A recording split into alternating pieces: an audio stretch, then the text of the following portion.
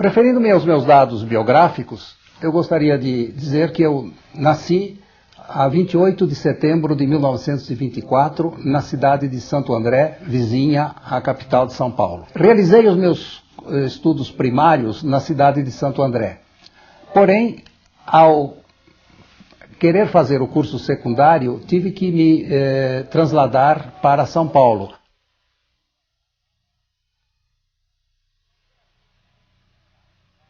Ao término do curso secundário, eu contava com 15 anos de idade e pretendia fazer um curso universitário. Porém, para ingresso em qualquer curso universitário, era preciso ter 16 anos de idade. Então, o diretor do Colégio Paulistano, onde eu fizera o curso secundário, sugeriu-me fazer o curso normal. Era um curso que se abria naquele ano no Colégio Paulistano e eu então ingressei no curso normal, tendo realizado em 2 anos esse curso. Após o curso normal, o professor Carlos Pasquale, que era o diretor do colégio, e foi um grande educador aqui em São Paulo, sugeriu-me que eu continuasse na Faculdade de Filosofia, Ciências e Letras, que era uma escola recém-instalada e que tinha um grande prestígio na época, pois que contava com professores estrangeiros em grande número, e muitos alunos desta faculdade de filosofia inicialmente já eram até formados por outros cursos da universidade. E nesta faculdade, então, eu ingressei no curso de pedagogia em 1942. No curso de pedagogia, nós tivemos a felicidade de ter como professora a eminente professora Noemi da Silveira Rudolfer, que, pelas suas aulas magistrais, me encantavam imensamente. O primeiro contato com a psicologia eu tivera no curso normal, mas era um contato ainda de nível secundário.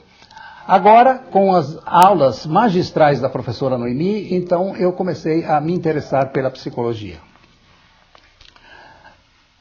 Formado em 1945, imediatamente após a formatura, eu fui convocado para prestar serviços na Força Expedicionária Brasileira, por ocasião da Segunda Guerra Mundial.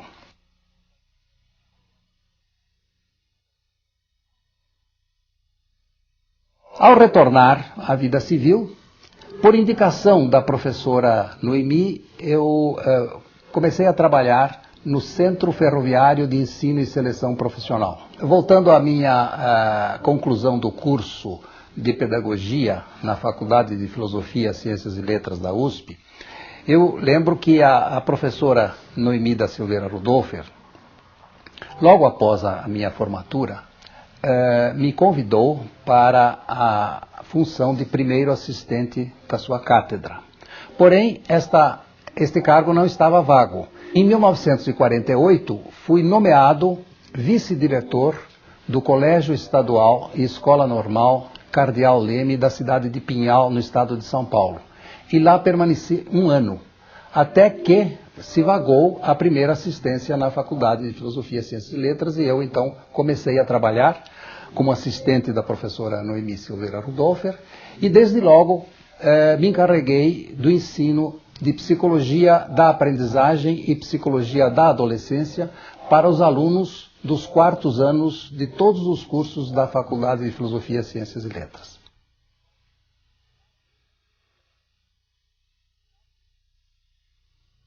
No final de 1951, começo de 52, eu realizei a primeira viagem aos Estados Unidos, já em companhia de minha esposa, Hebe Rolim de Camargo Angelini, com quem eu havia me casado no final de 1951.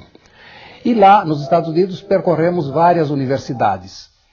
E particularmente na Universidade de Northwestern, em Illinois, eu encontrei o professor Benton Underwood, que era um pesquisador na área de psicologia da aprendizagem, mais especificamente a aprendizagem serial. E travei contato com as pesquisas que ele vinha realizando com as famosas sílabas sem sentido da tradição de Ebbinghaus.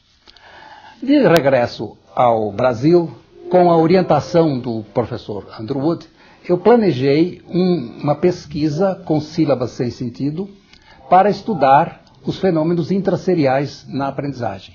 Mas para isso, eu deveria usar sílabas sem sentido que seriam apresentadas individualmente através de um equipamento que era até usado nos Estados Unidos, o chamado Memory Drum, quer dizer, o tambor de memória, que permitia a exposição de cada item durante um certo tempo fixo para a aprendizagem das pessoas que se submetiam ao experimento. E eu tive uma ideia, a de fazer a apresentação das sílabas sem sentido através de um filme cinematográfico em forma rotativa, quer dizer, sem fim. Então, as sílabas eram apresentadas durante um certo tempo e depois voltava uma nova apresentação até a aprendizagem do sujeito que deveria escrever as sílabas por antecipação, antes que elas aparecessem na tela. E com esta ideia, eu consegui fazer a tese, que foi aprovada em 1953 com distinção.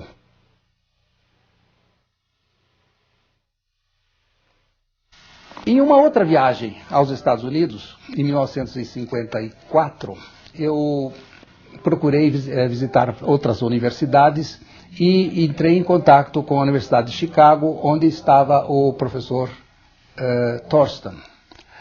E lá eu pude conhecer todo o trabalho dele na área de provas de atitudes, de valores, de interesses, e além da sua contribuição para a teoria da inteligência. Eu resolvi traduzir o Interest Schedule para o português, adaptá-lo e aferi-lo numa aplicação experimental a estudantes secundários. E este instrumento constituiu parte da minha tese de livre docência sobre interesses profissionais, que foi defendida na cadeira de Psicologia Educacional da Faculdade de Filosofia, Ciências e Letras, no ano de 1954. Essa prova é largamente usada aqui no país e também é usada em vários países da América Latina, inclusive até na Espanha é usada.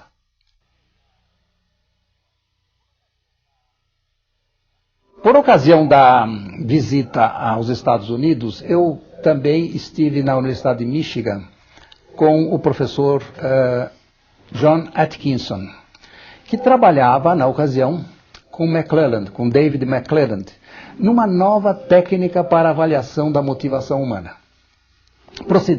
Essa técnica procede por pranchas semelhantes às do TAT, em que o indivíduo deve contar uma história diante de certas perguntas que lhe são feitas. E, através de um critério de avaliação bastante objetivo e quantitativo, é possível chegar-se a um valor numérico que traduz o motivo de realização, que é a tradução do N-Achievement de McClelland. A técnica é de natureza projetiva. A motivação de realização é projetada numa história. E o que se faz é uma análise de conteúdo da história. E através dessa análise de conteúdo, são identificados certos itens que são indicadores do motivo de realização. Com esta pesquisa, eu consegui redigir uma tese que foi apresentada ao concurso para obtenção da Cátedra de Psicologia Educacional da Faculdade de Filosofia, Ciências e Letras da Universidade de São Paulo. E esse concurso foi o primeiro que se realizava na área de Psicologia na Faculdade de Filosofia, Ciências e Letras.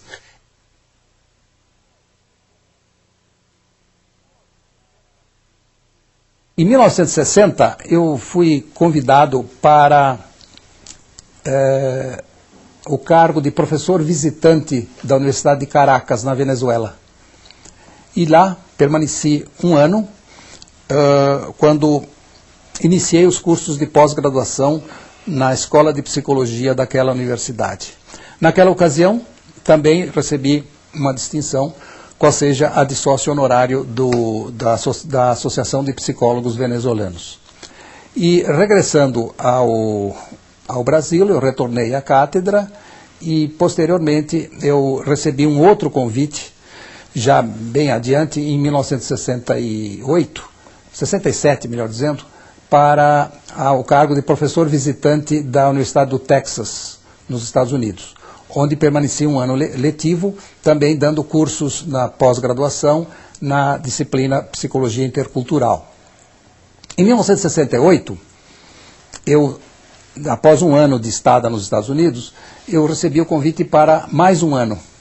Porém, o 68 foi um ano trágico aqui no Brasil, porque foi a famosa greve dos estudantes e reboliço, por assim dizer, na universidade.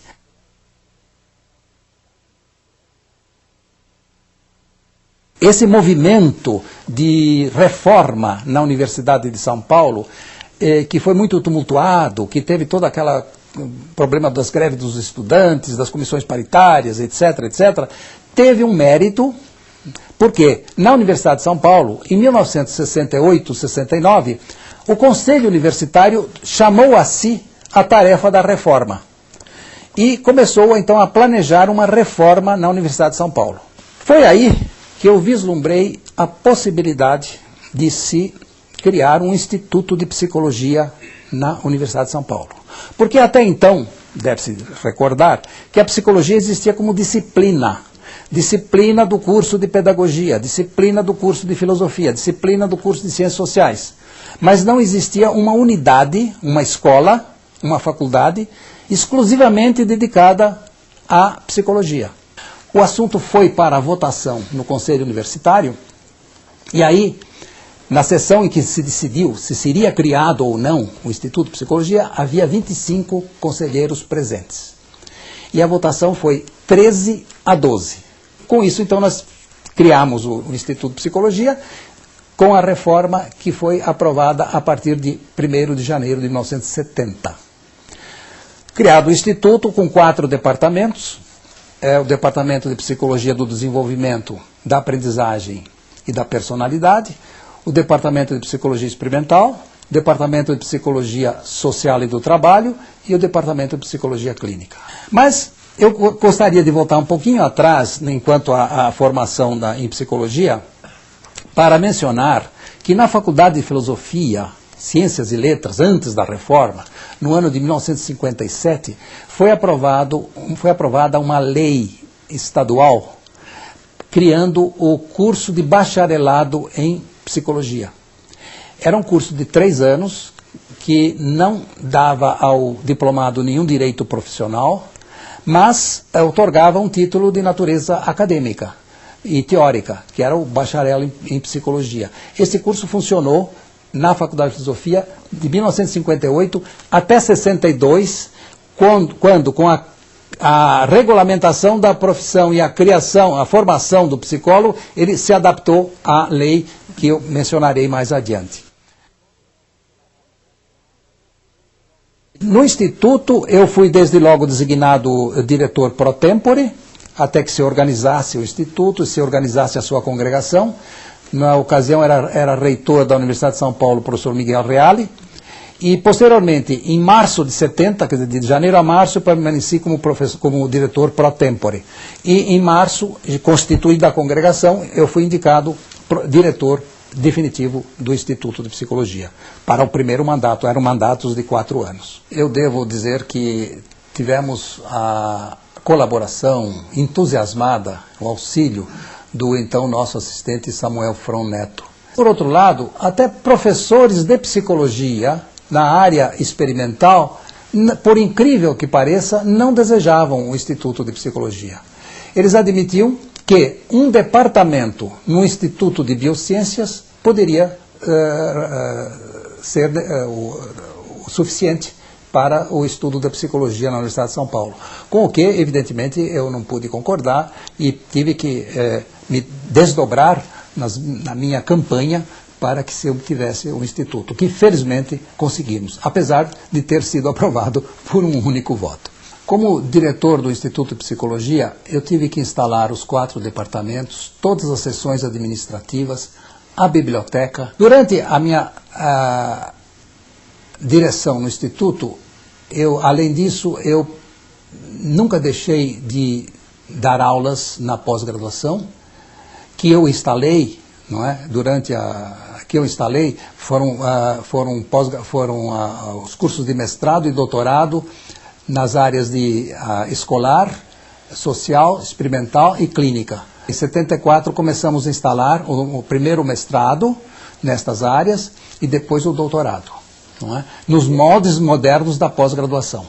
Porque já havia doutores do sistema antigo, não é? Pelo qual eu mesmo me doutorei, que era o sistema anterior à reforma universitária.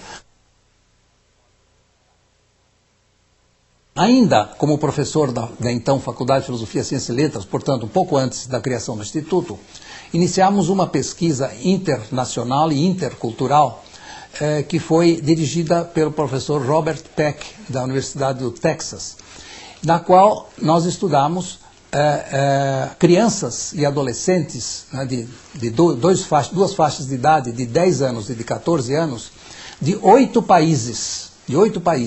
E fizemos uma comparação de resultados entre esses 8 países. Ultimamente, uma das minhas últimas pesquisas foi no campo da aferição do teste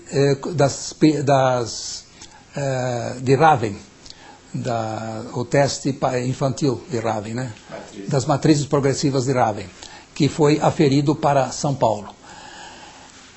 Além disso, eu orientei mestrandos e doutorandos em um número bastante expressivo em várias áreas, em vários campos.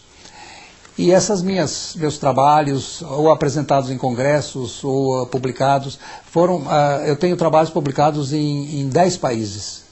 Além do Brasil, dos Estados Unidos, México, Colômbia, Venezuela, Peru, na Iugoslávia, na Itália, na Austrália, no Panamá e no Uruguai. Eu tenho publicações nesses países todos, que são resultados das minhas pesquisas. Eu participei muito em congressos internacionais. Eu acredito que tenha sido um dos psicólogos brasileiros que mais frequentou congressos internacionais. Durante a época de 1950 e poucos a 1965 ou 70, eu participei a mais de 65 congressos internacionais, congressos e outros eventos, né, nacionais e internacionais. Sempre levando trabalhos meus de pesquisa. Não é? Sempre levando trabalhos meus de pesquisa, ou na área da aprendizagem, ou na área intercultural, trabalhei muito também em alguns artigos sobre história da psicologia no Brasil. Não é?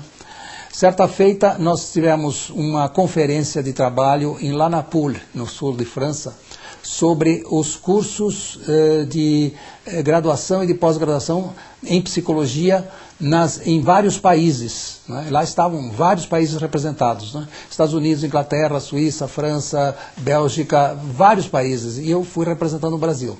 E isto redundou numa publicação feita pela American Psychological Association sobre oportunidades de ensino, de aprendizagem em psicologia praticamente no mundo todo, né? Estava até representante da Rússia, etc. Participei de congressos em vários continentes, quer dizer, eu estive em congressos nos Estados Unidos, no México, no Peru, na Rússia, na Inglaterra, na Nigéria, enfim, tivemos em vários países e em vários continentes. Eu tive uma participação muito ativa, digamos assim, em várias associações, sociedades de psicologia. Eu posso destacar, para iniciar, a Sociedade de Psicologia de São Paulo, que foi fundada em 1945 e que desempenhou um papel muito importante no desenvolvimento da psicologia no nosso meio. Nesta sociedade, eu desempenhei várias funções na diretoria, fui secretário, fui editor do Boletim de Psicologia e também fui eleito 2 vezes presidente da sociedade. Fui presidente também da Associação Brasileira de Psicólogos, que depois se transformou em Associação Brasileira de Psicologia, e hoje ela foi extinta e está mais ou menos incorporada na associação lá de Ribeirão Preto. Na Sociedade Interamericana de Psicologia, Inter-American Society of Psychology, eu tive uma atuação também em diversos cargos da diretoria.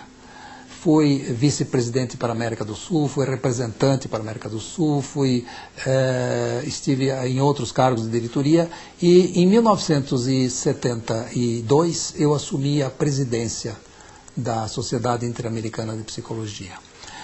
Como presidente da sociedade, eu realizei o Congresso Interamericano de Psicologia na cidade de São Paulo em 1973, em abril de 73.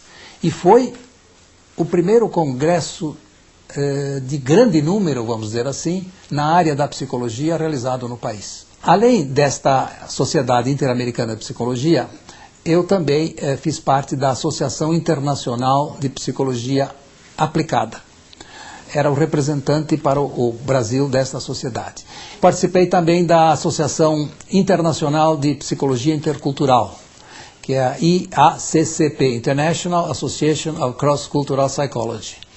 E também fiz parte de outras entidades como o International Council of Psychologists e outras associações, associação de educação também, eu participei. Estava na UPS como membro muito atuante o professor Otto Kleinberg, que fora professor visitante na Universidade de São Paulo, no período de 45, 47. Ele foi o elemento catalisador para a fundação da Sociedade de Psicologia de São Paulo em 1945. E na ocasião, nós tínhamos a Associação Brasileira de Psicólogos, era esse o nome inicial, que ficou então sendo filiada, por assim dizer, o representante do Brasil na UPS.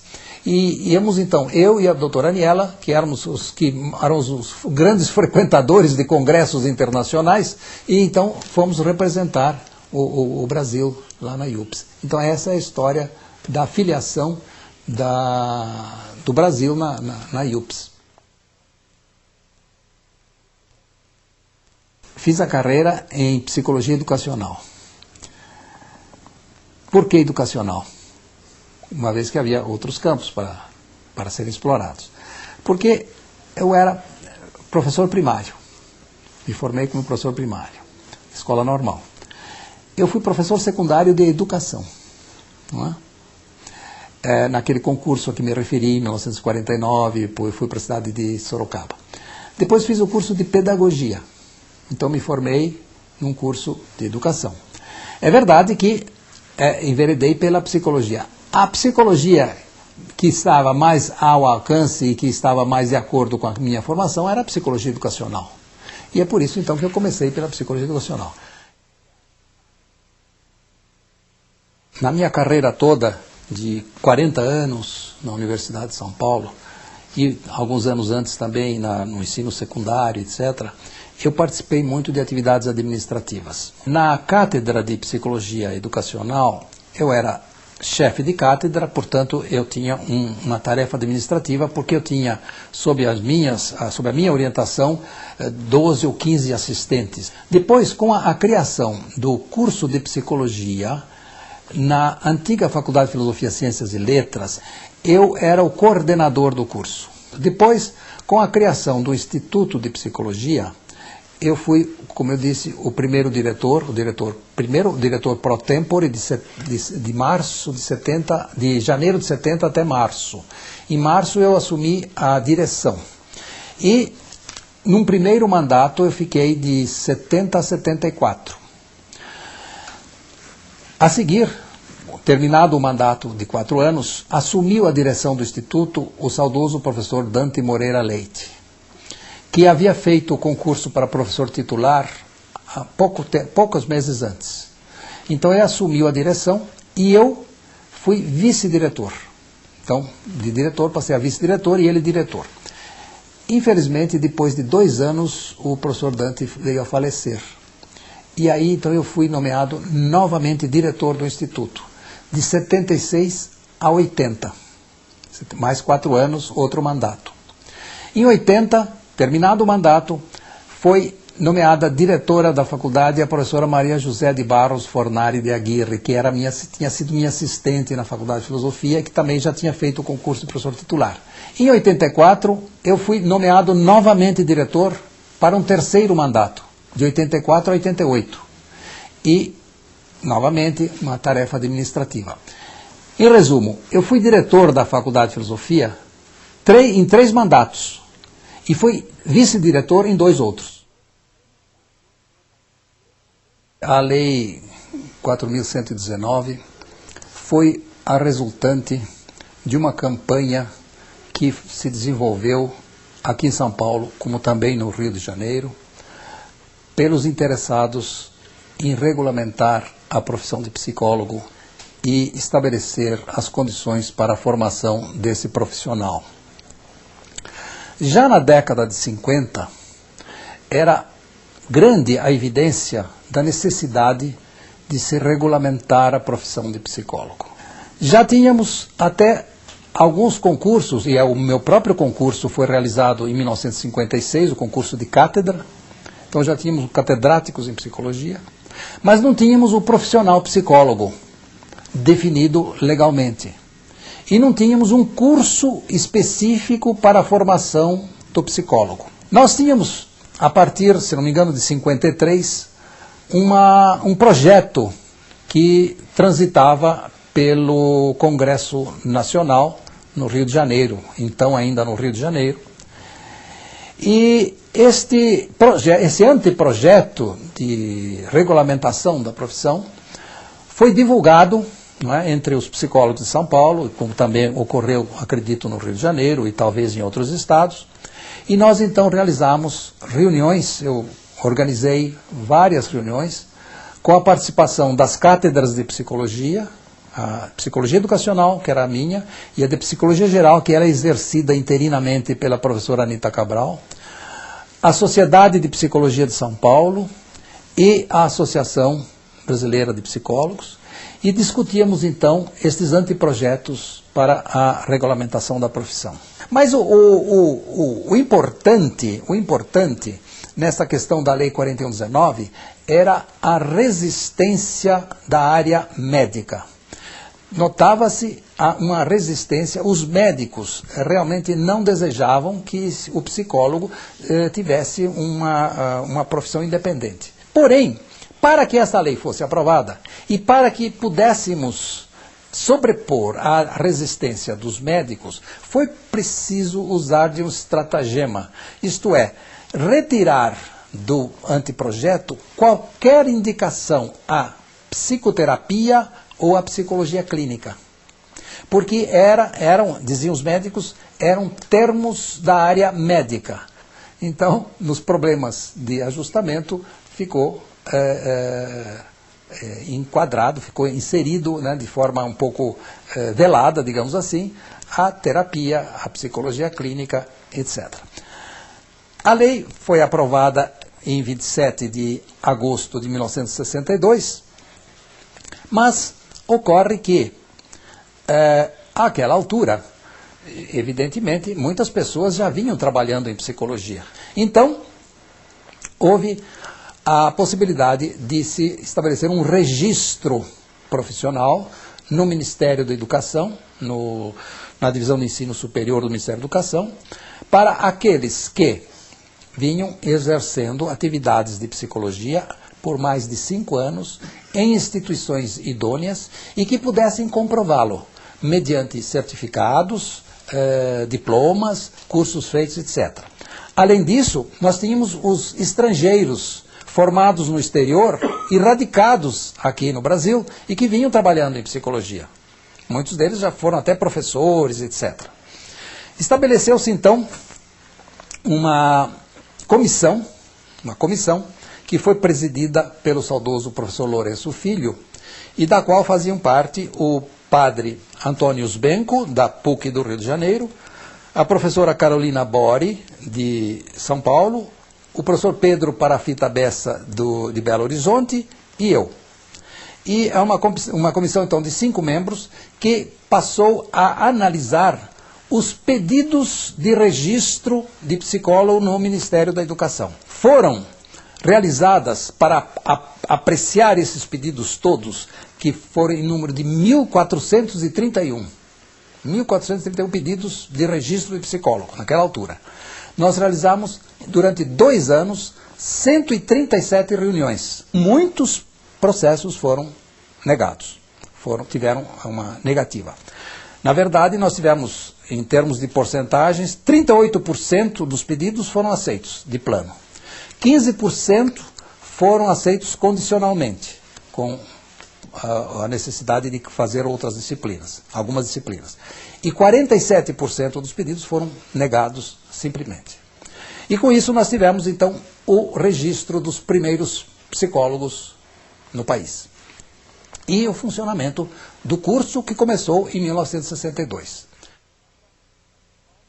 Esta lei 4119, ao contrário do que ocorria em outras profissões, não previu, desde logo, a criação do Conselho Federal de Psicologia e dos Conselhos Regionais de Psicologia. E só ocorreu em 20 de dezembro de 71, portanto, 9 anos depois da lei que criou a profissão de psicólogo, estabeleceu os cursos, é que se aprovou a lei 5.766, que criava o Conselho Federal e os Conselhos Regionais. Somente em 73, isto é, exatamente 2 anos após a lei de 71, que fora de 20 de dezembro de 71, agora em 20 de dezembro de 73, é que o Ministério convocou representantes das várias sociedades de psicologia do país, dos vários estados, São Paulo, Rio Grande do Sul, Bahia,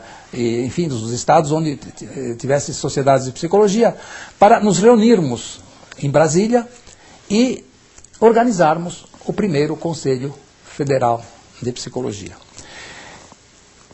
Esse conselho foi então organizado com 9 titulares e 9 suplentes, e eu fui aclamado presidente do primeiro Conselho Federal de Psicologia.